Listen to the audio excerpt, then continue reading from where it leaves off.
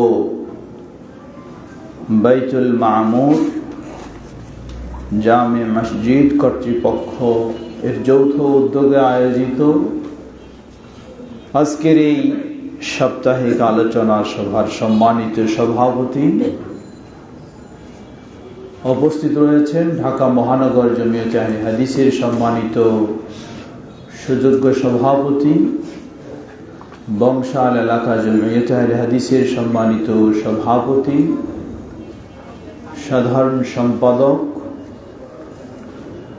অত্র জামে মসজিদ এর সম্মানিত ইমাম ও অন্যান্য দায়িত্বশীল বৃন্দ, সমবেত প্রিয় দিনী ভাই সকল, শুরুতে আল্লাহ সুবহানাহু ওয়া তাআলার আবারও প্রশংসা জ্ঞাপন করছি যে আল্লাহ রাব্বুল আলামিন আমাদেরকে আজকে এই সুন্দর পরিবেশে এই আলোচনা সভায় সমবেত হওয়ার সুযোগ করে দিয়েছেন। সেই আল্লাহ সুবহানাহু ওয়া তাআলার প্রশংসা জ্ঞাপনার্থে বলি আলহামদুলিল্লাহ। অতঃপর অসংখ্য সালাত ও সালাম পেশ করছি প্রিয় রাসূল মুহাম্মদ সাল্লাল্লাহু আলাইহি ওয়াসাল্লাম, তার আসহাবে কেরাম, আহলে বাইত, শেষ দিবস পর্যন্ত তার প্রতিটি একনিষ্ঠ অনুসারীদের। হামদ সালাতের পরে কৃতজ্ঞতা জানাচ্ছি যারা আজকের এই আয়োজন করেছেন, বিশেষ করে আমাদের ভাই মমিন উদ্দিন বারবারে যোগাযোগ করেছেন এই প্রোগ্রামের জন্য। আমাদের শ্রদ্ধাভাজন মুরব্বী আলহাজ আওলাদ হোসেন সাহেব, ওনার সাথেও কথা বলেছেন, উনিও হয়তো আসবেন। সর্বোপরি যারা আজকের এই প্রোগ্রামের আয়োজন করেছেন সকলকে জানাই মোবারকবাদ। দোয়া করি আল্লাহ সুবহানাহু ওয়া তাআলা সকলকে জাযায়ে খায়র দান করুন এবং সম্মিলিতভাবে এভাবেই দ্বীনি দাওয়াতি কাজে আরো আমাদেরকে অগ্রসর হওয়ার তৌফিক দান করুন। সমবেত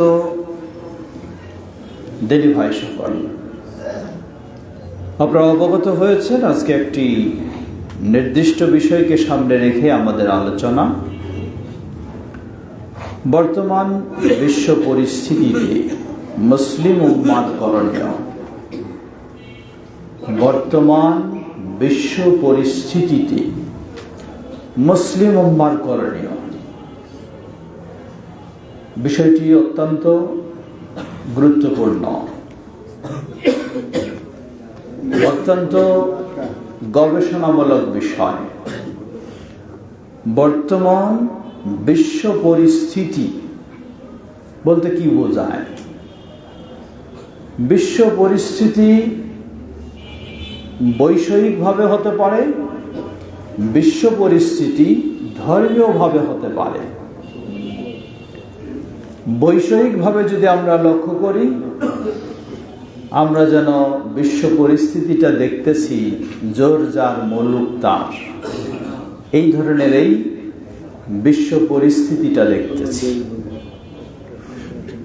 সেই বহির্বিশ্বে বলুন আর আমাদের ক্ষুদ্র দেশেও বলুন, একজন মানুষ একটা ভালো ডাক দিয়ে, ভালো আহ্বান জানিয়ে তার টিকে থাকার অধিকার যেন হারিয়ে গেছে, এমনই একটি প্রেক্ষাপট। আন্তর্জাতিক বিশ্বেও যদি মনে করি, সেখানেও দেখা যায় ক্ষমতাশীল শক্তিশালী দেশ দুর্বল দেশকে গ্রাস করে ফেলতে কোনো সময়ের প্রয়োজন হয় না। গ্রাস করে ফেললেও কারো কোনো আপত্তির দিকে তাওয়াক্কা করার প্রয়োজন হয় না, এমনই একটি প্রেক্ষাপট। সবচেয়ে আরো হৃদয় বিদারক প্রেক্ষাপট হলো আমাদের জন্য ধর্মীয় দৃষ্টিকোণ থেকে যদি আমরা লক্ষ্য করি, ইসলামের দৃষ্টিকোণ থেকে লক্ষ্য করি, যেখানেই নির্ভেজাল মুসলিমেরা রয়েছে সেখানেই জুলুম, নির্যাতন, নিপীড়নের শিকার হচ্ছে। সেই ফিলিস্তিন সহ বহু দেশের কথাই যদি আমরা চিন্তা করি, একটি বিষয় হয়তো আমরা অনেকেই ভালোভাবে খোঁজ খবর রাখি না, বাহ্যিকভাবে মনে করি। উদাহরণস্বরূপ, যদি আমরা ইরাকের খোঁজ নেই, কারা সেখানে ক্ষতিগ্রস্ত, কারা সেখানে নির্যাতিত? যদি আমরা সিরিয়ার খোঁজ নেই, কারা সেখানে নির্যাতিত, কারা সেখানে দিনের পর নিহত হচ্ছে? যদি আমরা ইয়ামানের খোঁজ নেই, কারা সেখানে নির্যাতিত? ঠিক একইভাবে লেবাননের খোঁজ নেই, একইভাবে ফিলিস্তিনের খোঁজ নেই। বাহ্যিকভাবে আপনি দেখবেন একটা চিত্র, আভ্যন্তরীণভাবে কিন্তু আরেক চিত্র। বর্তমান ইরানের যদি খোঁজ নেন, দেখা যাচ্ছে যে ইরানে সেই তাদের বীর পুরুষ, তাদের শীর্ষ যোদ্ধা, নাম কি? সুলাইমান আল কাসেমি। তাদের বিশ্বযোদ্ধা হলো সুলাইমান আল কাসেমি, ইরানের। যারা এখন ইরানে সেই সংগ্রামে ওই তাদের বিশ্বযোদ্ধার ভাস্কর্যকে ভেঙ্গে তছনছ করছে। এই বিশ্বযোদ্ধাটা কে? এই বিশ্বযোদ্ধা হলো ফিলিস্তিন, সিরিয়া, ইয়ামান, ইরাক, এই মুসলিম দেশগুলিতে সুন্নিদেরকে হত্যা করার যিনি নেতৃত্ব দিতেন শিয়াদের, সেই ব্যক্তিটাই হলো সুলাইমান কাসেমি। এখন বলুন, কে বিশ্বযোদ্ধা? কে বিশ্বযোদ্ধা? সুতরাং বর্তমান বিশ্ব পরিস্থিতি বাহ্যিকভাবে দেখা যায় একরকম, আভ্যন্তরীণ আরেক রকম।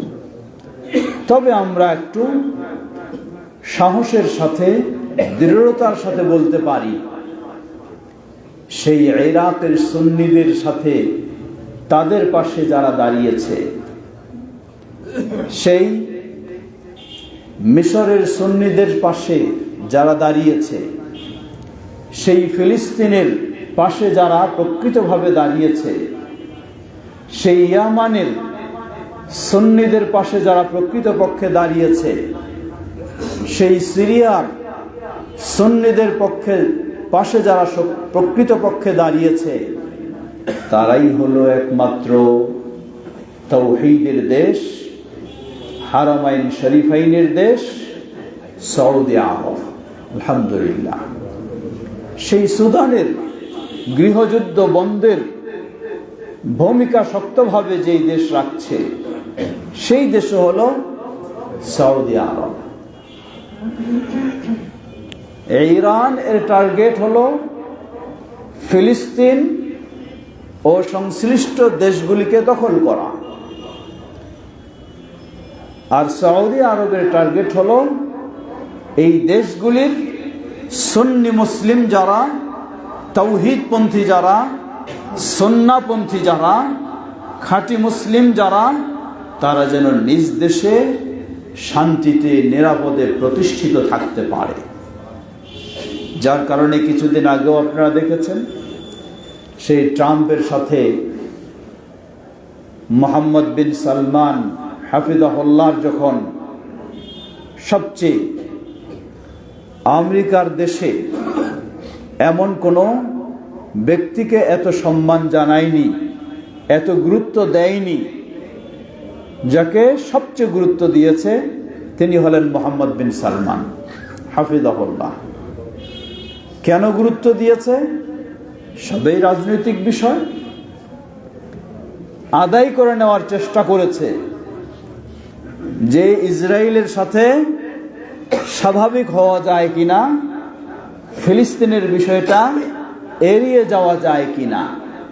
কিন্তু আলহামদুলিল্লাহ মোহাম্মদ বিন সালমান তিনি তার অবস্থানে অটল।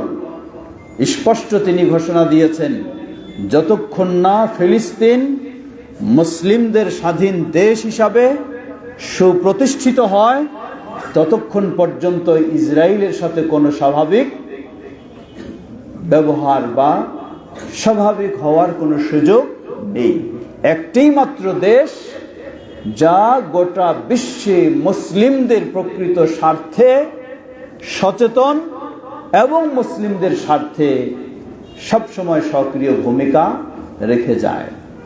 কিন্তু আফসোসের সাথে বলতে হয়, আজকে আমরা আমাদের সাধারণ চোখে সেই আসল দৃশ্যটা আমরা দেখি না, আসল অবস্থাটা আমরা বুঝি না। সেই শিয়া রাফেজি ভ্রান্তদের সেই মিথ্যা অপপ্রচারে আমরা যেন মিথ্যাটাকেই দেখি যে এটাই মনে হয় এই। তাই তাদের কৌশল হলো সৌদি আরবের বিষয়গুলিকে কিভাবে মানুষের কাছে উল্টাভাবে উপস্থাপন করা যায়, সৌদি আরবের প্রতি একটা বিদ্বেষ ছড়ানো যায়। আলহামদুলিল্লাহ নবী মুহাম্মদ সাল্লাল্লাহু আলাইহি ওয়াসাল্লামের সেই মক্কা মদিনার দেশ মুহাম্মদ সাল্লাল্লাহু আলাইহি ওয়াসাল্লামের যুগ থেকেই যেমনইভাবে তাওহীদ ও সুন্নাহর নেতৃত্ব দিয়েছে, আজও সেই তাওহীদ ও সুন্নাহর নেতৃত্ব দিচ্ছে। আল্লাহর কাছে আমাদের সেটাই দোয়া যেন তাওহীদ ও সুন্নাহর উপরে তারা এবং বিশ্বের মুসলিমেরা প্রতিষ্ঠিত থাকতে পারে। আল্লাহ সে তৌফিক দান করুন।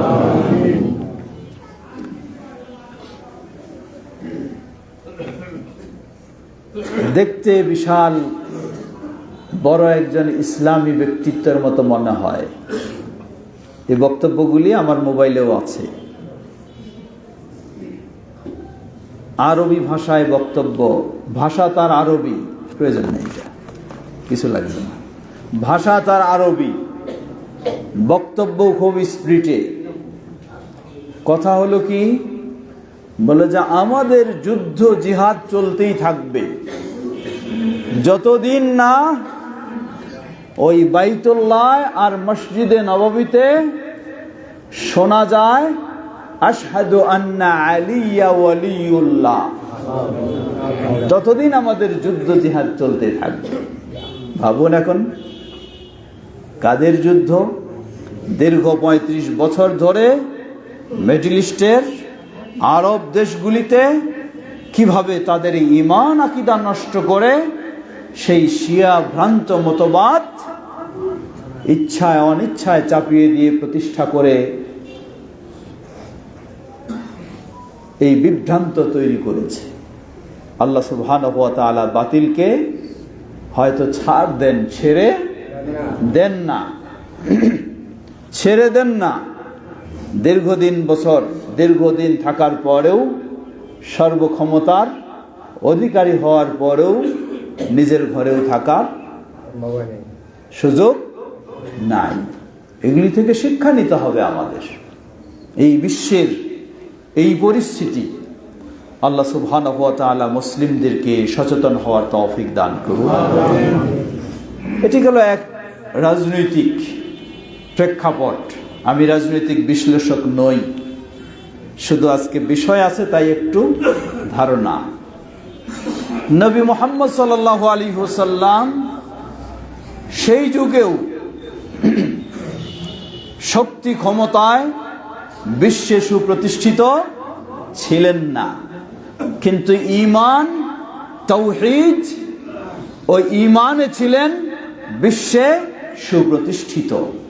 আল্লাহ সুবহানাহু ওয়া তাআলা সেই ঈমানের জোরে, তাওহীদের জোরেই সুপ্রতিষ্ঠিত রেখেছিলেন। আবারও এখন পর্যন্ত সেই মুসলিমেরা সেভাবে আছে এবং থাকবে ইনশাআল্লাহ। যতই বিভ্রান্তি সৃষ্টি করার চেষ্টা করা হোক, মুসলিমরা কোনো না কোনো ভাবে আবার আপন অবস্থায় ফিরে যাবেই। কেন যাবে? যে ইসলাম হলো হক। ইসলাম কোনোদিন, আল্লাহ যতদিন ইসলামকে পৃথিবীতে রাখবেন, কেউ ইসলামকে মিটিয়ে দিতে পারবে না। সুতরাং যা আল হক ওয়া যাহাকাল বাতিল ইন্নাল বাতিলা কানা যাহুকা। হক এসেছে, বাতিল বিদূরিত হয়েছে, যা বিদূরিত হওয়ার। প্রিয় ভাইরা আমার, ফিরে আসি আরেকটি দৃষ্টিকোণ থেকে।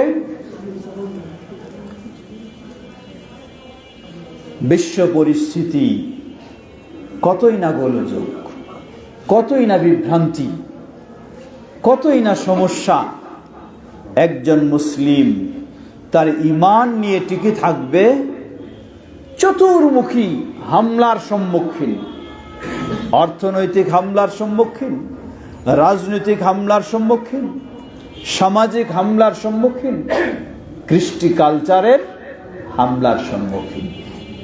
কঠিন পরিস্থিতি, এই পরিস্থিতি হবেই, এটি স্বাভাবিক। আল্লাহ সুবহানাহু ওয়া তাআলা বলেন, আহাসিবান নাসু আন ইউতরাকু আন ইয়াকুলু আমান্না ওয়া হুম লা ইফতানুন। মানুষেরা কি মনে করে আন ইউতরাকু আন ইয়াকুলু আমান্না, তারা শুধু বলবে আমরা ঈমান এনেছি, এটুকুই যথেষ্ট, কোনো বিপদ আপদ ঝড় ঝাপটা আসবে না, এভাবে তাদেরকে নিরাপদে ছেড়ে দেওয়া হবে? ওয়া হুম লা ইফতানুন, তারা এই ফিতনা বিপর্যয়ের শিকার হবে না? ওয়ালাকাদ ফাতান্নাল্লাযীনা মিন ক্বাবলিহিম ফালায়া'লামান্নাল্লাহুল্লাযীনা সাদাকু ওয়ালায়া'লামান্নাল কাযিবিন। আল্লাহ বলছেন ওয়ালাকাদ ফাতান্নাল্লাযীনা মিন ক্বাবলিহিম, তাদের পূর্ববর্তী যারা ছিল, ঈসা আলাইহিস সালামের অনুসারী, মূসা আলাইহিস সালামের অনুসারী, ইব্রাহিম আলাইহিস সালামের অনুসারী, নূহ আলাইহিস সালামের অনুসারী, সবাইকে আমি ফিতনার সম্মুখীন করেছি, সবাইকে বিপদের সম্মুখীন করেছি। কেন? ফালা ইয়া'লামান্নাল্লাহুল্লাযীনা সাদাকু, আল্লাহ জানতে চান। স্বাভাবিক অবস্থায় তো দিনের পথে আছি, বিপদের সময় কে দিনের পথে থাকবে, বিপদের সময় কে সত্যের পথে থাকবে? ওয়ালা ইয়া'লামান্নাল কাযিবিন, এবং বিপদের সময় কে নিজের অবস্থাটাকে উল্টায় ফেলবে। রাজনৈতিক প্রেক্ষাপট যেমন আমাদের এতদিন এই, এতদিন এই, নাকি? যেদিক সুযোগ, যেদিক বৃষ্টি, সেদিক কি ছাতা। তো আল্লাহ সুবহানাহু ওয়া তাআলা পরীক্ষা করতে চান যে মুমিনেরাও কি ওই রকম নাকি, যেদিক বৃষ্টি সেদিক ছাতা? না, তারা সত্যের উপরে সবসময় থাকতে চায়, না তারা তাওহীদের উপরে সবসময় থাকতে চায়, না তারা ঈমানের উপরে সবসময় থাকতে চায়। আল্লাহ আরো বলছেন সূরা আনকাবুতের 2 এবং 3 নম্বর 200 সেই আয়াতগুলিতে বললেন, সূরা বাকারায় 214 নম্বর আয়াতে বলছেন, আম হাসিবতুম আন তাদখুলুল জান্নাহ ওয়ালাম্মা ইয়াতিকুম মাসালুল লাযীনা খালাউ মিন ক্বাবলিকুম মাসাতহুমুল বা'সাউ ওয়াদ-দাররা وزلزلوا حتى يقول الرسول والذين آمنوا معه متى نصر الله ألا إن نصر الله قريب أم حسبتم أن تدخلوا الجنة তোমরা কি এই ধারণা করে বসে আছো খুব সহজেই তোমরা জান্নাতে চলে যাবে?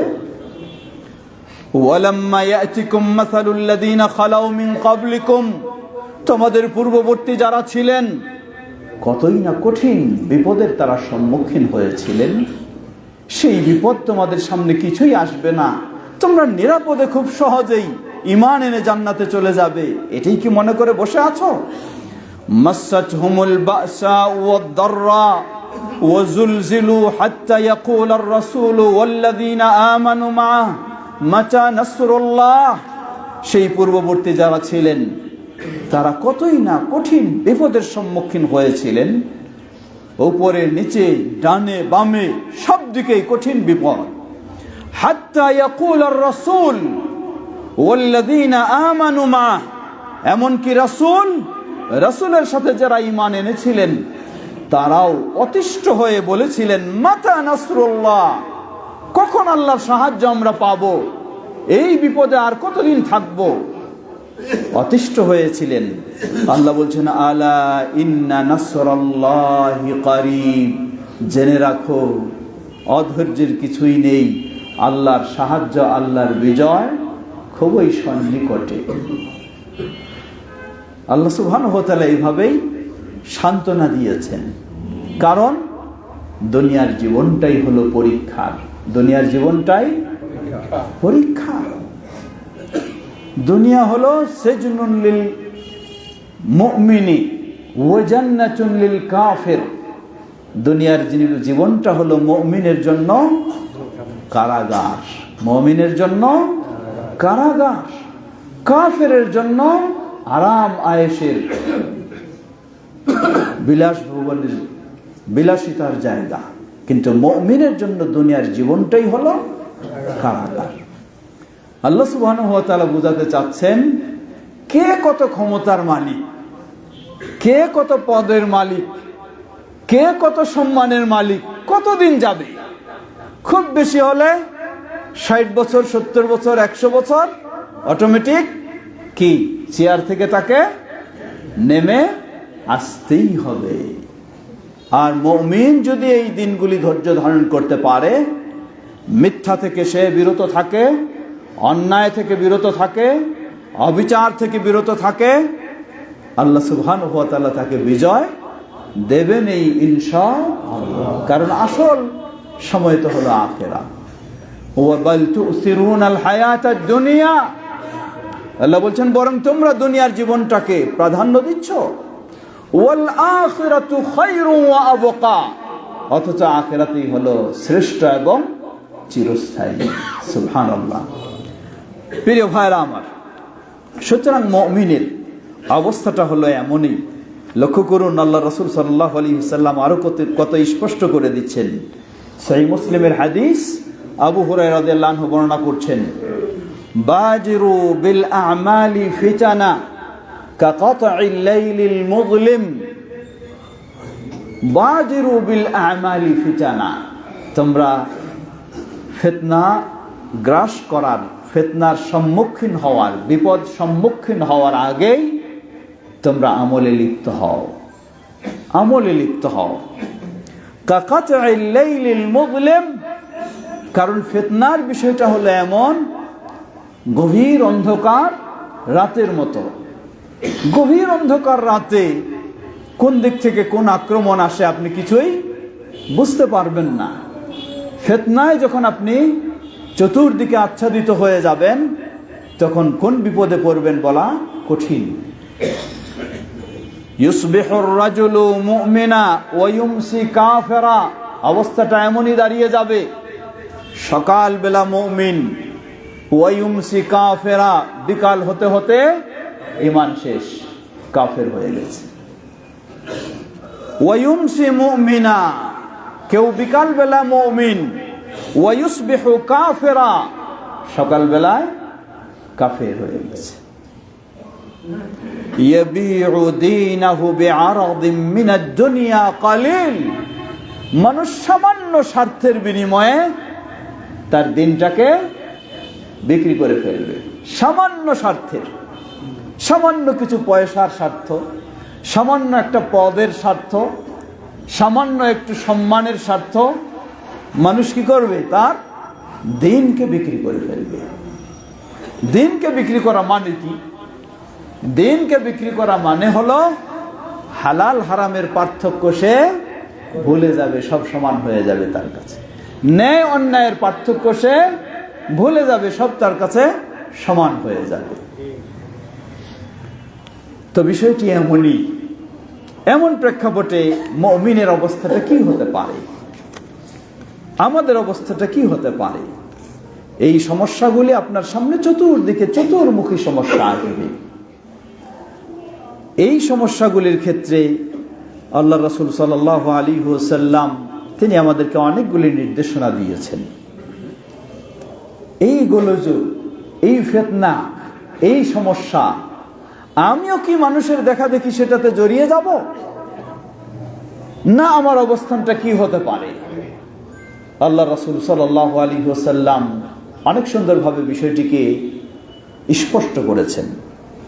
সে হাদিস সহিহুল বুখারীর হাদিস, 7081 নম্বর হাদিস। আল্লাহ রাসূল সাল্লাল্লাহু আলাইহি ওয়াসাল্লাম বলেন, সাতাকুনু ফিতানুন, দেখবা তোমার চতুর্দিকে ফিতনায় তোমাকে যেন আচ্ছাদিত করে ফেলেছে। আল কাঈদু ফিহা খায়রুম মিনাল কায়েম, দেখছেন এদিকে একটা সমস্যা, এদিকে একটা সমস্যা, এদিকে একটা সমস্যা, আপনি কি করবেন? কিংকর্তব্য বিমূঢ়ে পড়ে গেছেন। ভাবছেন এদিকে দৌড়াই, ভাবছেন এখানে গিয়ে অংশগ্রহণ করি, ভাবছেন এটাতে গিয়ে যোগ দিই, মনে হয় এটাই মুক্তি, মনে হয় এটাই বিজয়, মনে হয় এটাই সফলতা। আল্লাহ রাসূল সাল্লাল্লাহু আলাইহি ওয়াসাল্লাম বলছেন, জেনে রাখো, আল কাঈদু ফিহা খায়রুম মিনাল কায়েম, ওই সময় যে লোকটা বসে আছে এই লোকটা অনেক ভালো আছে যে লোকটা দাঁড়িয়েছে তার চেয়ে। মানে যে বসে আছে ওর কোনো দিকে জড়িত হওয়ার সম্ভাবনাটা কম, আর যে দাঁড়িয়ে গেছে দেখা যায় কোনোটা না কোনোটাতে সে জড়িয়ে যেতে পারে। ওয়াল কাইমু ফিহা খায়রুম মিনাল মাশি, আরেকজন দাঁড়িয়েছে ঠিকই কিন্তু দাঁড়িয়ে আছে, কোনো দিকে পা বাড়াচ্ছে না। খায়রুম মিনাল মাশি, ওই ব্যক্তির চেয়ে সে ভালো নিরাপদ যে হাঁটা শুরু করেছে, যে হাঁটা শুরু করেছে। মনে আপনি ভাবতেছেন এইখানে গেলে হয়তো আমি বিজয় নিয়ে আসব, এখানে গেলে আমি সফল হব, কিন্তু আপনি কতটুকু শেষ পরিণতি সম্পর্কে জানবেন? ভবিষ্যতের খবর তো আপনি জানবেন না, বাহ্যিক একটা জিনিস দেখতেছেন তাই দৌড়াচ্ছেন। আল্লাহ রাসূল সাল্লাল্লাহু আলাইহি ওয়াসাল্লাম ভবিষ্যৎবাণী করেছেন, হাদিস সহিহ বুখারীর, ওয়াল মাশি ফিহা খায়রুম মিনাস সাই, যে ধীর গতিতে যাচ্ছে ওই ব্যক্তির চেয়ে ভালো যে দৌড়িয়ে যাচ্ছে। কারণ যে দৌড়িয়ে যাচ্ছে নিজেকে থামাতে পারবে না, আর যে ধীর গতিতে পা পা করে যাচ্ছে মানে ও কি পরিস্থিতি দেখে নিজেকেও একটু থামাতে পারবে যে না আর যাওয়া যাবে না, এদিকে নিজেকে থামাবে। আর যে দৌড়িয়ে যাচ্ছে ও তো যে কোনো একটাতে জড়িয়ে যাবে, থামাতে পারবে না। তো আল্লাহ রাসূল সাল্লাল্লাহু আলাইহি ওয়াসাল্লাম বললেন যে বসে আছে ও ভালো হলো ওই ব্যক্তির চেয়ে যে দাঁড়িয়ে গেছে, আর যে ব্যক্তি দাঁড়িয়ে স্টিল দাঁড়িয়ে আছে ওই ব্যক্তি হলো ওই ব্যক্তির চেয়ে ভালো যে হাঁটা শুরু করেছে, আর যে ব্যক্তি এক পা করে হাঁটছে ওই ব্যক্তি হলো ওই ব্যক্তির চেয়ে ভালো যে দৌড়িয়ে অংশগ্রহণ করছে। এরপরে আবার বললেন, জেনে রাখো, মান তাশাররাফা লাহা তাস্তাশরিফুহু, যে ব্যক্তি উকি মারে দেখছে, দেখি তো কি হচ্ছে ওখানে, দেখি তো কি হচ্ছে ওখানে, যে উকি মারছে তাস্তাশরিফুহু, ওই ফিতনা তারে আবার ওইদিকে টানে নিয়ে যাচ্ছে। যে উকি মারছে ফিতনা তাকে টানিয়ে নিয়ে যাচ্ছে ওইদিকে। টানে নিয়ে যাচ্ছে মানে কি? আপনার ভিতরে তো ইবলিস কি সুপরামর্শ দিচ্ছে না কুপরামর্শ? সে বুঝাবে যে আমি এটা ভালো পরামর্শ দিচ্ছি, কেন বসে আছো তুমি, আসলে এটা কি পরামর্শ, এটা শোনো, এটা কু, আপনাকে ধ্বংস করতে চায়, আপনাকে ধ্বংস করতে চায়। আল্লাহ রাসূল সাল্লাল্লাহু আলাইহি ওয়াসাল্লাম বললেন, জেনে রাখো, ফামান ওয়াজাদা মিনহা মালজাআ আও মাআদা ফালইয়াইদ বিহ, এই প্রেক্ষাপটে কেউ যদি কোনো নিরাপদ আশ্রয়স্থল পেয়ে যায় সে যেন সেখানে আশ্রয় নিয়ে নেয়, একবারে দৌড়াবে না। এর মানে কি? তাহলে কেউ বিপদগ্রস্ত হয়েছে, কার উপর নির্যাতন হচ্ছে, আমি কি তাহলে ঘরের ভিতরে বসে থাকবো? তাকে একটু সহযোগিতার জন্য এগিয়ে যাব না? জবাব হ্যাঁ, সহযোগিতার জন্য এগিয়ে যাব, কিন্তু অবস্থাটা আমাকে বুঝতে হবে। আমি ওখানে গিয়ে কি জালেম হয়ে যাব না মাজলুম হয়ে যাব, সেটা আমাকে বুঝতে হবে। যদি গিয়ে আবার আমি কি হয়ে যাই, জালেম হয়ে যাই, তাহলে তো আমার যাওয়াটা আরো ভয়ঙ্কর, আরো ক্ষতিকারক। এই জন্য আল্লাহ রাসূল সাল্লাল্লাহু আলাইহি ওয়াসাল্লাম বিষয়গুলিকে এভাবেই তুলে ধরেছেন যে না, সব ক্ষেত্রেই শুধু সাহস দেখালে হবে না। উদাহরণস্বরূপ ধরে নেন, একটা গ্যাঞ্জাম হচ্ছে, এখানে অনেকজন মানুষ আছি, আমাদের ভিতরে তো ঈমান আছে, চাই অন্যায়ের বিপক্ষে দাঁড়াবো, ন্যায়ের পক্ষে দাঁড়াবো, এটি সবাই চাই, অবশ্যই চাইতে হবে।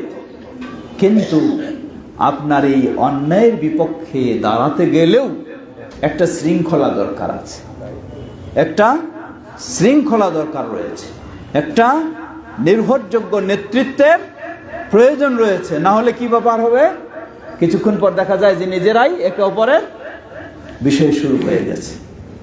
এজন্য যখন আমরা দেখি যে অন্য দেশগুলিতে, আমি গত কয়েকদিন আগে ময়মনসিংহ না শেরপুরে গেলাম এক প্রোগ্রামে। আমার আগে এক বক্তা আলোচনা করছেন, নাম বললে চিনবেন। এত গরম করে আলোচনা করলেন, কিছু জিহাদের হাদিসগুলি শোনালেন। গাজওয়াতুল হিন্দ মানে হিন্দে যুদ্ধ সংগঠিত হবে, সবাইকে উদ্বুদ্ধ করলেন, মনে হয় যেন এখনই রেডি, তারা ইন্ডিয়ার সাথে যুদ্ধ করার জন্য বের হবে। আরে আজীব কথা, ইন্ডিয়ার সাথে যুদ্ধ যদি সরকারের সাথে যুদ্ধ শুরু করে তবে টিকতে পারবে? আর আপনি ব্যক্তি কই, আপনার এই ব্যক্তির দৌড়ায় কি লাভ? যে এই ব্যক্তিরা কি করে, মানুষকে শুধু এইভাবে উস্কায় দিয়ে মনে করে মানুষের কাছে একটা বাহবা নিবে, কিন্তু দেখবেন যে এই লোকটারই খুঁজে পাওয়া যাবে না, এই লুকায় আছে, এই লোকটারই দেখবেন খুঁজে পাওয়া যাবে না, সেই লুকায় আছে। তো এই ধরনের বিভ্রান্তিকর কিছু বক্তব্য আপনি শুনতেও আপনার কাছে একটু মজা লাগবে, মনে করবেন যে এই মাদানী সাহেব আসে কি বলে, যে এইগুলিতে যাইতে খালি নিষেধ করে। আরেকজন আসে কি, হ্যাঁ, ঘাদানি সাহেব আসে বলে যত খালি দৌড়াও, যত খালি দৌড়ায়। এত সহজ নয়, এটি একটি আমানত। আল্লাহ রাসূল সাল্লাল্লাহু আলাইহি ওয়াসাল্লাম নিয়ে এসেছেন একটি নির্ভেজাল দিন। সেই নির্ভেজাল দিন ভেজালের মধ্যে ছেড়ে দেওয়ার সুযোগ নেই। তাই আহলুল হাদিসদের, বিশেষ করে সালাফিদের, এটি একটি সুন্দর মানহাজ, সুস্পষ্ট বিষয়। এই ক্ষেত্রে আমাদেরকে অবশ্যই শুধু একটা ডাক শুনে দৌড়ালে চলবে না।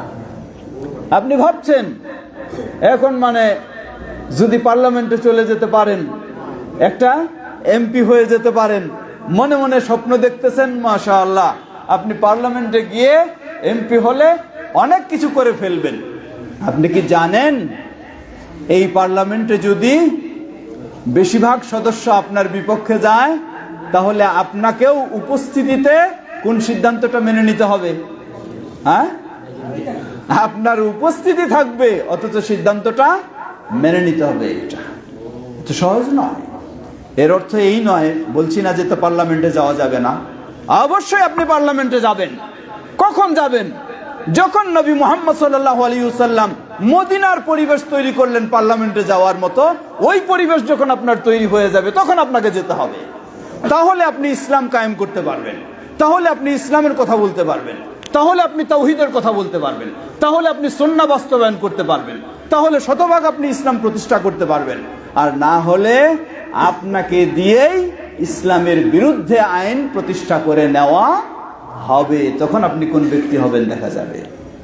এই জন্য ইসলাম আবেগের বিষয় নয়, ইসলাম আবেগের বিষয় নয়।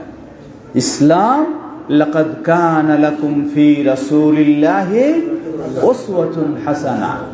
রাসূলুল্লাহ সাল্লাল্লাহু আলাইহি ওয়াসাল্লাম আমাদের মডেল, তিনি আমাদের মডেল। বিশেষ করে আহলুল হাদিস যারা, তারা কখন আবেগ তাড়িত হয়ে চলতে পারে না। আহলুল হাদিস অবশ্যই তাকে নবী মুহাম্মদ সাল্লাল্লাহু আলাইহি ওয়াসাল্লাম ও সাহাবায়ে কেরামদের স্পষ্ট বিষয়গুলি ভালোভাবে উপলব্ধি করে তাকে সমাজের নেতৃত্বও দিতে হবে, তাকে সেভাবেও চলতে হবে। পরিস্থিতি অনেক কঠিন হতে পারে, কিন্তু ইসলাম আলহামদুলিল্লাহ একটি পরিপূর্ণ জীবন ব্যবস্থা। সর্বক্ষেত্রে ইসলামের সমাধান আছে, সর্বক্ষেত্রে ইসলামের সমাধান রয়েছে। আল্লাহ রাসূল সাল্লাল্লাহু আলাইহি ওয়াসাল্লাম, সাহাবায়ে কেরাম বিভিন্ন সময় তারাও বিভিন্ন বিষয়গুলি নিয়ে চিন্তা ভাবনা করেছেন। রাসূলুল্লাহ সাল্লাল্লাহু আলাইহি ওয়াসাল্লাম তাদেরকে বুঝ দিয়েছেন। যেমন লক্ষ্য করুন, হাদিস সহিহ মুসনাদ আহমদ এবং আবু দাউদের হাদিস, আল্লাহ রাসূল সাল্লাল্লাহু আলাইহি ওয়াসাল্লাম বললেন, ইউশিকু আন তাদাআ আলাইকুমুল উমাম কামা তাদাআল আকলাতু ফি ইলা কাসআতিহা। জেনে রাখো, এমন একটি পরিবেশ পরিস্থিতি আসবে যে মানুষ একটা বড় দস্তরখানা রেডি করে সবাই যেমন খাওয়ার জন্য বসে, ঠিক এই রকম সবাই কি মুসলিমদের উপরে বা ইসের উপরে আক্রমণের পরিবেশ তৈরি করে ফেলবে। فقال قائل أو من قلة نحن يومئذ। সাহাবী প্রশ্ন করলেন, হে আল্লাহ রাসূল সাল্লাম, মুসলিমদের অবস্থা এতই করুণ কেন হবে? সেই দিন কি মুসলিমদের সংখ্যা খুবই নগণ্য হবে, সীমিত হবে এই কারণে? قال بل أنتم يومئذ كثير ولكنكم غثاء كغثاء السيل। বললেন না, তোমাদের সংখ্যা সেই দিন খুব সীমিত, কম হবে এটা নয়, সংখ্যা অনেক, তোমরা অনেক হবা। ওয়ালাকিন্নাকুম গুসা কাগুসা ইসাইলি, বরং তোমাদের অবস্থানটা হবে প্রবাহিত যদি নালা দিয়ে পানি চলে যায়, পানির দুই পার্শ্বে যদি খড়কুটাগুলি পড়ে, খড়কুটা কি টিকে থাকতে পারে? পানির স্রোতে ভেসে যাবে। তোমরাও অনেক হবা, কিন্তু স্রোতে তোমরাও ভেসে যাবা। তোমরা যে তাওহীদের উপরে টিকে থাকবে এটা সম্ভব হবে না, সুন্নাহর উপরে টিকে থাকবে এটা নয়, তোমরাও ভেসে যাবা। লা ইয়ানজিআন্নাল্লাহু মিন সুদুরিকুমুল মাহাবাতা মিনকুম। আল্লাহ বলছেন, তোমাদের ভিতরে যে একটা ওয়েট, একটা ভারত্ব, এটাকে আল্লাহ বের করে দেবেন। লা ইয়াকযিফান্নাল্লাহু ফি কুলুবিকুমুল ওয়াহান। ভিতরে সেই ভারত্ব বের হয়ে সেখানে দুর্বলতা আশ্রয় পাবে। ফাকাল কাইল ইয়া রাসূলুল্লাহ ওয়া মাল ওয়াহান। মুমিনদের হৃদয়ে যে ওয়াহান, এই দুর্বলতা, সেটা কি জিনিস? قال قائل يا رسول الله قال حب الدنيا وكراهية الموت। حب الدنيا وكراهية الموت। পদের লোভ যখন এমন ধরে যাবে, আমি আমার এমপির পদ ছাড়বো না ইসলাম বিরোধী বিষয়গুলি শিথিলতা প্রকাশ করব, তখন সেই বিষয়টা বোঝা যাবে। এখন তো এমপি হওয়ার আমার অনেক কি স্পৃহা তৈরি হয়েছে, কিন্তু যখন আমি চেয়ারে বসে যাব আর আমার সামনে কি আসবে, এটা অনুমোদন দেন, এটা অনুমোদন দেন, তখন আমি ভাববো আমি কি চেয়ার ছাড়বো না এটা ছাড়বো। চেয়ারের লোভটা যখন বেশি হয়ে যাবে, তখন কি অসুবিধা নাই, যা কিছু চেয়ারে তো আছি, এই পরিস্থিতি দাঁড়িয়ে যাবে। প্রিয় ভাইয়েরা আমার, আল্লাহ রাসূল সাল্লাল্লাহু আলাইহি ওয়াসাল্লাম এমন প্রেক্ষাপটে আমাদের করণীয় কি হবে, আমরা কি করতে পারি, সেই সুন্দর চিত্রটাও আল্লাহ রাসূল সাল্লাল্লাহু আলাইহি ওয়াসাল্লাম তুলে ধরেছেন। যে হাদিসটি আবু দাউদের এবং সহিহ আব্দুল্লাহ ইবনে ওমর রাদিয়াল্লাহু তাআলা আনহুমা হতে বর্ণিত, তিনি বলছেন, সামি'তু রাসূলুল্লাহি সাল্লাল্লাহু আলাইহি ওয়াসাল্লাম ইয়াকুল ইযা তাবায়াতুম বিল ঈনা ওয়া আখাযতুম আযনাবাল বাকার ওয়া রাদিতুম বিয-যার'i ওয়া তারাকতুমুল জিহাদ সাল্লাল্লাহু আলাইকুম দুল্লা লা ইউনজিউহু হাত্তা তারজিউ ইলা দীনিকুম। ইযা তাবায়াতুম বিল ঈনাতি, যখন তোমরা বাইয়ে ঈনা করবা। বাইয়ে ঈনা কাকে বলা হয়? সহজ ভাষায় সুদি ব্যবসা। এখন দেখেন কত পদ্ধতিতে, আধুনিক ডিজিটাল পদ্ধতিতে কত সুদী ব্যবসা আপনার সামনে উপস্থিত। ঘরে বসে আছেন, ফ্রি আছেন, এটা করেন, অনেক টাকা উপার্জন করতে পারবেন। এই সবগুলি দেখবেন যে অধিকাংশই হলো সুদী ব্যবসা। আল্লাহ রাসূল সাল্লাল্লাহু আলাইহি ওয়াসাল্লাম বলছেন, ইযা তাবায়াতুম বিল ঈনা, যখন তোমরা এই ধরনের সুদী ব্যবসায় জড়িয়ে যাবে, ওয়া আখাযতুম আযনাবাল বাকার, গরুর লেজকে তোমরা শক্ত করে ধরবে, মানে কৃষি দুনিয়া, ওয়া রাদিতুম বিজ-জারঈ, ক্ষেত খামার নিয়ে তোমরা ব্যস্ত হবে, মানে দুনিয়া নিয়ে ব্যস্ত হবে, ওয়া তারাকতুমুল জিহাদা, এবং জিহাদকে তোমরা বর্জন করবে। জিহাদ মানে কি? জিহাদ দ্বারা শুধু অস্ত্র নিয়ে আপনি দৌড়াবেন এটা নয়। এই জিহাদ রাসূলুল্লাহ সাল্লাল্লাহু আলাইহি ওয়াসাল্লাম যেই জিহাদ, সেই জিহাদেই হলো এখানে উদ্দেশ্য। প্রয়োজনে অস্ত্র সশস্ত্র হতে পারে, প্রয়োজনে কথা দিয়ে হতে পারে, প্রয়োজনে কলম দিয়ে হতে পারে, প্রয়োজনে অর্থ সম্পদ দিয়ে গ্রহণ করা। সেই জিহাদকে তোমরা বর্জন করবে। আজকে দেখুন, একজনকে যদি বলি চলেন একদিনের জন্য সময় দেন, একটু আমরা দাওয়াতি কাজে বের হই, কত ব্যস্ত আমরা, সময় আমাদের নাই। আরেকজনকে যদি বলেন চলেন, কিন্তু এখানে টাকা দেওয়ার মতো নাই, এখানে টাকা দেওয়ার মতো নাই। এই হলো অবস্থা। যখন এই পরিস্থিতি দাঁড়াবে, সাল্লাল্লাহু আলাইকুম দুল্লা, আল্লাহ সুবহানাহু ওয়া তাআলা, সামনে আসেন, আল্লাহ সুবহানাহু ওয়া তাআলা তোমাদের উপরে লাঞ্ছনা, অবমাননা, অপদস্থ চাপায় দেবেন। আজকে মুসলিমরা তাই বিশ্বব্যাপী নির্যাতিত, নিষ্পেষিত, মাজলুম, অপমানিত, অপদস্থ। এটা থেকে মুক্তির পথ কি? হাত্তা, মুক্তির পথ হলো লা ইউনজিউহু হাত্তা তারজিউ ইলা দীনিকুম, যতক্ষণ না তোমরা তোমাদের সঠিক দিনের প্রতি ফিরে আসো, ততক্ষণ আল্লাহ সুবহানাহু ওয়া তাআলা তোমাদের উপর থেকে এই লাঞ্ছনা, এই অবমাননা, এই নির্যাতন, এই নিষ্পেষণকে আল্লাহ রাব্বুল আলামিন সরাবেন না। দিনের প্রতি ফিরে আসা। এখন লক্ষ্য করুন আমাদের দিনের অবস্থাটা কি। দিন বলতে আমরা কি বুঝি? যারা মাযহাবী তারা দিন বলতে তার মাযহাবটাকেই বুঝেন। যারা পীর মুরিদি তারা দিন বলতে তাদের পীরতন্ত্রকে বুঝান। যারা বিভিন্ন কালচারের অনুসারী তারা এটাকেই তাদের দিন বুঝান। সহজ ব্যাখ্যা আমরা বলতে পারি, এ কথা কে বলেছেন? রাসূলুল্লাহ সাল্লাল্লাহু আলাইহি ওয়াসাল্লাম। তিনি বলেছেন, হাত্তা লা ইউনজিউহু হাত্তা তারজিউ ইলা দীনিকুম, আল্লাহ তোমাদের থেকে এই লাঞ্ছনাকে সরাবেন না, এই অবমাননাকে সরাবেন না, এই নির্যাতন নিষ্পেষণকে সরাবেন না, যতক্ষণ না তোমরা দিনের দিকে ফিরে আসো। এটি বলেছেন রাসূলুল্লাহ সাল্লাল্লাহু আলাইহি ওয়াসাল্লাম। তাহলে বুঝতে হবে, যিনি বলেছেন তার যুগে যেই দিন ছিল ওই দিনের দিকেই ফিরে আসতে হবে। গোটা দুনিয়ার মানুষ যদি পীরপন্থী হয়ে যায় আর বলে আমরা দিনদার হয়ে গেছি, লাঞ্ছনা আল্লাহ সুবহানাহু ওয়া তাআলা সরাবেন না। গোটা দুনিয়ার মানুষেরাও যদি মাজারপন্থী, কবর পূজারী হয়ে যায় আর বলে আমরা কি হয়ে গেছি? দিনদার হয়ে গেছি, আল্লাহ সুবহানাহু ওয়া তাআলা কোশ্চিন কালেও এই অবমাননা, নির্যাতন, নিষ্পেষণ সরাবেন না। ফিরে আসতে হবে নবী মুহাম্মদ সাল্লাল্লাহু আলাইহি ওয়াসাল্লাম যেই দিন দিয়ে গেছেন সেই দিনের দিকে। আর নবী মুহাম্মদ সাল্লাল্লাহু আলাইহি ওয়াসাল্লামের দিনের বৈশিষ্ট্য হলো তিনটা। দিনের বৈশিষ্ট্য হলো তিনটা।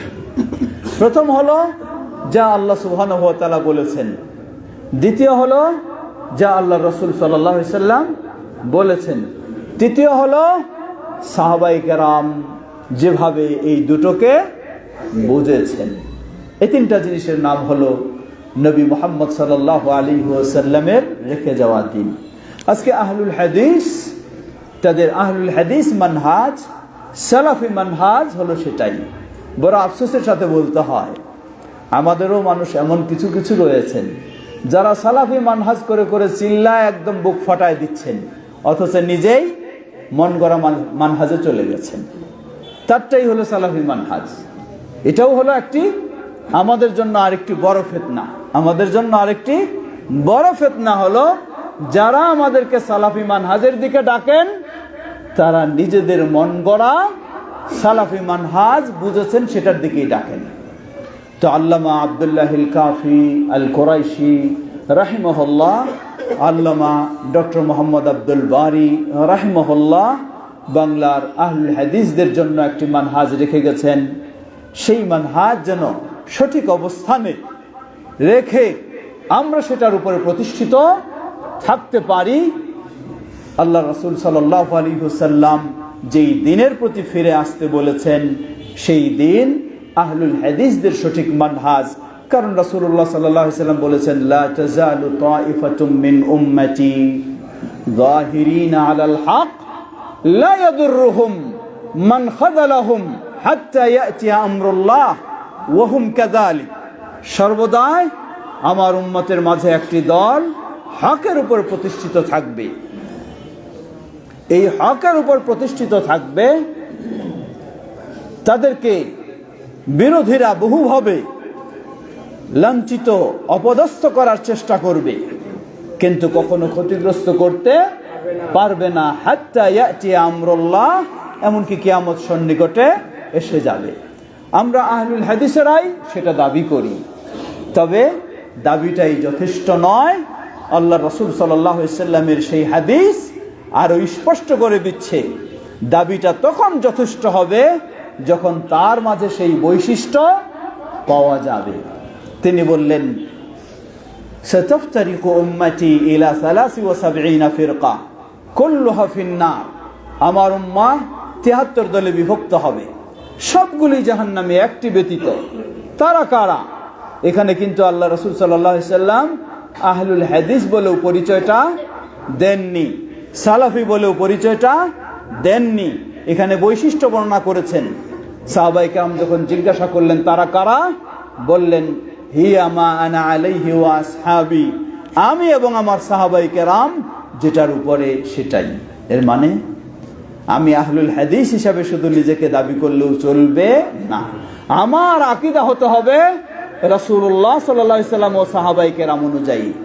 আমার আমল হতে হবে রাসূলুল্লাহ ও সাল্লাল্লাহু আলাইহি ওয়াসাল্লামের আমল অনুযায়ী।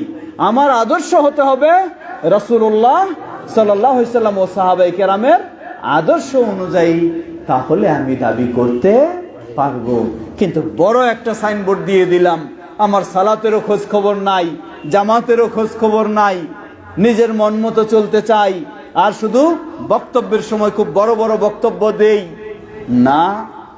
এটি আমি দাবি করতে পারি, কিন্তু আল্লাহ সুবহানাহু ওয়া তাআলার কাছে সেই মর্যাদা কখনো লাভ করতে পারবো না। আল্লাহর কাছে মর্যাদা তখনই লাভ করতে পারবো যখন এই আমার দাবি হবে বাস্তব সত্য। আমার দাবি হবে বাস্তব সত্য। প্রিয় ভাইরা আমার, কথা খুব দীর্ঘ করব না।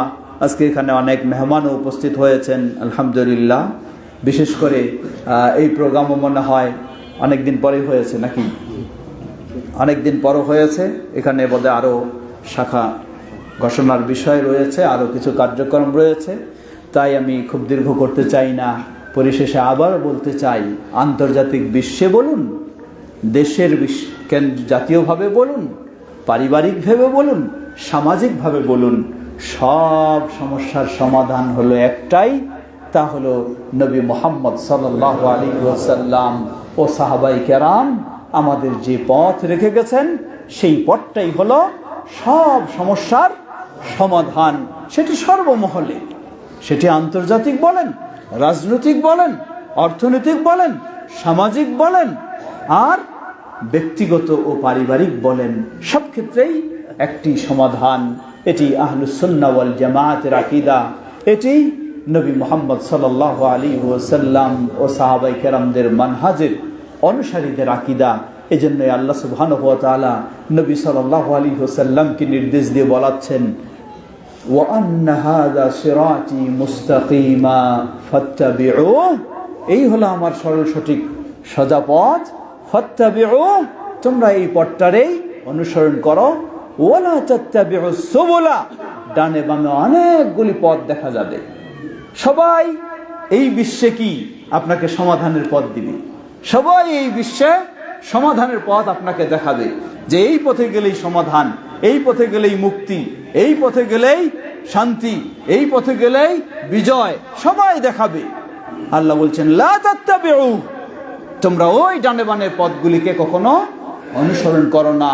যদি করো ফাতাফাররাকা বিকুম আন সাবিলিহি, তোমাদেরকে আল্লাহর পথ থেকে বিচ্যুত করবে। তাই আহলুল হাদিসেরা, বাংলাদেশ জমিয়তে আহলুল হাদিসও প্রকৃতপক্ষে সেই আহ্বানই জানায়, সেই পথেরই কথা আমাদেরকে স্মরণ করে দেয়, আমরা যেন সর্বক্ষেত্রে সেই পথেই অবিচল থাকতে পারি। আল্লাহ আমাদের সকলকে সে তৌফিক দান করুন। বিশেষ করে এক্ষেত্রে আমাদের যে প্রয়োজন সেটি হলো সবর। ধৈর্য হলো এমন একটি বিষয়, এটি অত্যন্ত গুরুত্বপূর্ণ বিষয়। বিশেষ করে বিপদের সময় ধৈর্য, বা এই ফিতনার সময়, এই সমস্যাগুলির ক্ষেত্রে ধৈর্যের বিষয়টি হলো অনেক বড় এবং গুরুত্বপূর্ণ। আল্লাহ রাসূল সাল্লাল্লাহু আলাইহি ওয়াসাল্লাম সেই ধৈর্যেরই নির্দেশনা বিশেষ করে দিয়েছেন। একটু আগে যে হাদিসগুলি আমরা শুনেছি সবগুলি আমাদেরকে সেই কথাগুলি স্মরণ করে দেয়। আমরা যেন ধৈর্যের সাথে অবিচল না হয়ে, বিচলিত না হয়ে, ধৈর্যের সাথে স্থির থেকে আমরা যেন তাওহীদ ও সুন্নাহর পথে অবিচল থাকতে পারি। আল্লাহ সুবহানাহু ওয়া তাআলা সেই সংবাদই দিয়েছেন। আল্লাহ রাব্বুল আলামিন বলেন ইন্নাল্লাযীনা ক্বালু রাব্বুনাল্লাহ, যারা এই তাওহীদের ঘোষণা দেয়, সুম্মাস্তাকামু, গোটা জীবনটাই ওই তাওহীদের উপরে অটল থাকে, অবিচল থাকে, তাতানাজ্জালু আলাইহিমুল মালায়েকা, মৃত্যু মুহূর্তে আল্লাহর বিশেষ ফেরেশতারা তাদের কাছে এসে যাবে, বলবে আল্লাহ তাখাফু, তোমাদের কোনো ভয়ের কারণ নেই, ওয়ালা তাহজানু, কোনো দুশ্চিন্তার কারণ নেই, ওয়া আবশিরু বিল জান্নাতিল্লাতী কুনতুম তুআদুন, যেই জান্নাতের তোমাদেরকে প্রতিশ্রুতি দেওয়া হয়েছে সেই জান্নাতের তোমরা সুসংবাদ গ্রহণ করো। সুবহানাল্লাহ। আমরা যেন সবাই সেই তাওহীদ ও সুন্নাহর উপর, সঠিক দিনের উপরে অটল থেকে জান্নাতের সুসংবাদ নিয়ে দুনিয়া থেকে বিদায় নিতে পারি। আল্লাহ আমাদের সকলকে সে তৌফিক দান করুন। আবারও কৃতজ্ঞতা জানাচ্ছি মহানগর ঢাকা বংশাল এলাকা জমিয়তে আহলে হাদিস ও অত্র বাইতুল মামুর জামে মসজিদ শাখা জমিয়তে আহলে হাদিসের যৌথ উদ্যোগে আজকে এই সুন্দর একটি আয়োজনের জন্য। বিশেষ করে আমাদের যুবক ভাইয়েরা যারা আমাকে বারবার খুঁজেছেন, বারবার আজকে প্রোগ্রামে উপস্থিত হওয়ার জন্য সুযোগ করে দিয়েছেন, আমাদের ভাইদের প্রতিও কৃতজ্ঞতা জানাচ্ছি। চাচার কাছে বিভিন্নভাবে আমাদের সম্মানিত শেখ হাফেজ হোসাইন বিন সোহরাব, আজকে ওনার মসজিদে প্রোগ্রাম হওয়ার কথা, উনিও সেটাকে ছাড় দিয়ে এটাকে আগে করার সুযোগ দিয়েছেন। এজন্য সবাইকে কৃতজ্ঞতা জানিয়ে, মোবারকবাদ জানিয়ে আল্লাহর কাছে সকলের জাযায়ে খায়ের কামনা করছি। আমরা যেন ঐক্যবদ্ধভাবে, সুন্দরভাবে আল্লাহর সন্তুষ্টির লক্ষ্যে আমাদের এই তাওহীদি দাওয়াতে অবিচল থাকতে পারি। আল্লাহ আমাদের সকলকে সে তৌফিক দান করুন। আমাদের মাঝে উপস্থিত অনুপস্থিত সকল অসুস্থদেরকে আল্লাহ পূর্ণ সুস্থতা দান করুন। যারা আমাদের প্রিয়জন বিদায় নিয়ে চলে গেছেন, বিশেষ করে আজকে যেই মসজিদে আমরা রয়েছি, এই মসজিদে যারা হয়তো জায়গা দিয়ে